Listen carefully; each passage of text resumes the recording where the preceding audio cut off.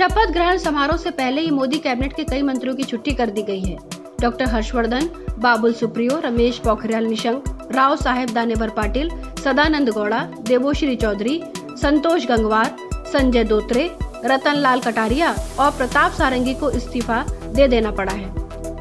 आइए आपको बताते हैं इन मंत्रियों के इस्तीफे के पीछे क्या कहानी है। कैबिनेट विस्तार से पहले थावरचंद गहलोत को मंत्रिमंडल से हटाया गया। वह सामाजिक न्याय और अधिकारिता मंत्री थे। इसके अलावा थावरचंद गहलोत के पास राज्यसभा में नेता सदन और Bharatiya Janata party parliamentary board के सदस्य का अहम पद भी था। उन्हें कर्नाटक का राज्यपाल बनाया गया है। डॉक्टर हर्षवर्धन, केंद्रीय स्वास्थ्य मंत्री डॉक्टर हर्षवर्धन ने भी इस्तीफा दे दिया है। कोरोना की दूसरी लहर को लेकर जिस तरह मोदी सरकार सवालों के घेरे में आई, उसका खामियाजा अब डॉक्टर हर्षवर्धन को उठाना पड़ रहा है। हर्षवर्धन के पास विज्ञान और तकनीकी मंत्रालय भी था, यानी हर्षवर्धन के इस्तीफे से दो भारी भरकम मंत्रालय खाली हो गए हैं।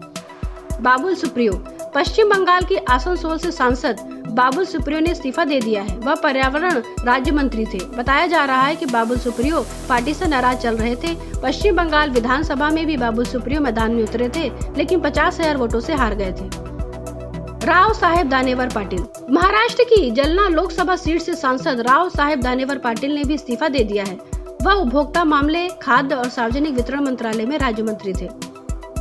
देबोश्री चौधरी, पश्चिम बंगाल की रायगंज लोकसभा सीट से भारतीय जनता पार्टी सांसद देबोश्री चौधरी को इस्तीफा देने के लिए कहा गया है। वह महिला और बाल विकास राज्य मंत्री हैं। बताया जा रहा है कि उन्हें पश्चिम बंगाल भारतीय जनता पार्टी में अहम पद दिया जा सकता है। रमेश पोखरियाल निशंक, उत्तराखंड के हरिद्वार से सांसद रमेश पोखरियाल निशंक को भी इस्तीफा देने के लिए कहा गया है। वह मानव संसाधन विकास मंत्री थे। बीते दिनों रमेश पोखरियाल को कोरोना हो गया था और वह 1 महीने तक एडमिट थे। स्वास्थ्य खराब होने का हवाला देते हुए उन्होंने इस्तीफा दे दिया है। सदानंद गौड़ा, कर्नाटका के बेंगलुरु नॉर्थ से भारतीय जनता पार्टी सांसद सदानंद गौड़ा को इस्तीफा देने के लिए कहा गया। वह रासायनिक और उर्वरक मंत्री थे। बताया जा रहा है कि कोरोना काल में दवाओं की कमी को लेकर मोदी सरकार की ओर से जो फजीयत हुई थी, उसकी गाज सदानंद गौड़ा पर गिरी है। संतोष गंगवार, उत्तर प्रदेश के बरेली से सांसद संतोष गंगवार से भी इस्तीफा देने के लिए कहा गया है। वह श्रम और रोजगार मंत्री स्वतंत्र प्रभार थे। कोरोना काल के दौरान संतोष गंगवार की एक चिट्ठी खूब वायरल हुई थी, जिसमें उन्होंने यूपी सरकार की आलोचना की थी। उनकी जगह लखीमपुर खीरी से सांसद अजय मिश्रा को मंत्री बनाया जा रहा है। संजय धोत्रे, महाराष्ट्र की अकोला लोकसभा सीट से सांसद संजय धोत्रे को भी इस्तीफा देने के लिए कहा गया है। वह शिक्षा के साथ ही सूचना और प्रौद्योगिकी मंत्रालय में राज्य मंत्री थे। बताया जा रहा है कि प्रधानमंत्री मोदी संजय धोत्रे के काम से खुश नहीं थे। उन्हें संगठन में एडजस्ट किया जा सकता है। रतन लाल कटारिया, हरियाणा के अंबाला से सांसद रतन लाल कटारिया को भी इस्तीफा देने के लिए कहा गया है। वह जल शक्ति मंत्रालय में राज्य मंत्री थे। उनकी जगह सिरसा से सांसद सुनीता दुग्गल को मंत्री बनाया जा रहा है। प्रताप सारंगी, उड़ीसा के बालासोर से सांसद प्रताप सारंगी को भी इस्तीफा देने के लिए कहा गया है।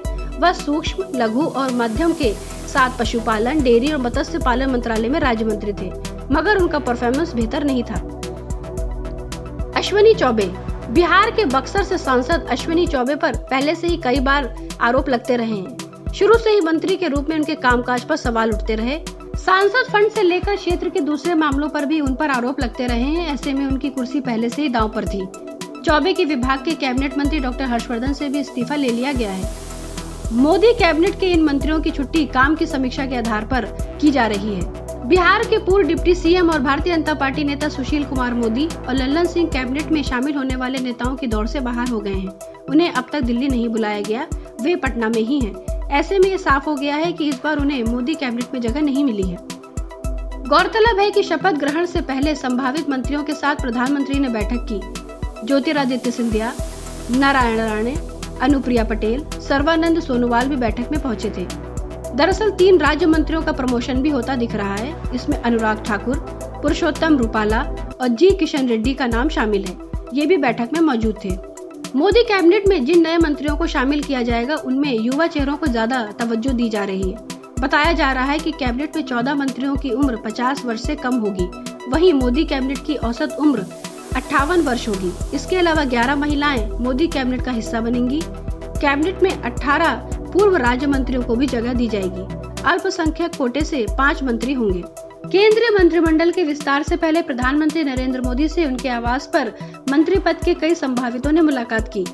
मोदी से मिलने वालों में भारतीय जनता पार्टी के नारायण राणे, सर्बानंद सोनोवाल, ज्योतिरादित्य सिंधिया, अजय भट्ट, भूपेंद्र यादव, शोभा करदेजले, सुनीता दुग्गल, मीनाक्षी लेखी, भारती पवार, शांतनु ठाकुर और कपिल पाटिल, जनता दल यूनाइटेड के RCP सिंह, लोक जनशक्ति पार्टी के पशुपति पारस और अपना दल की अनुप्रिया पटेल शामिल हैं। Bureau report, public news.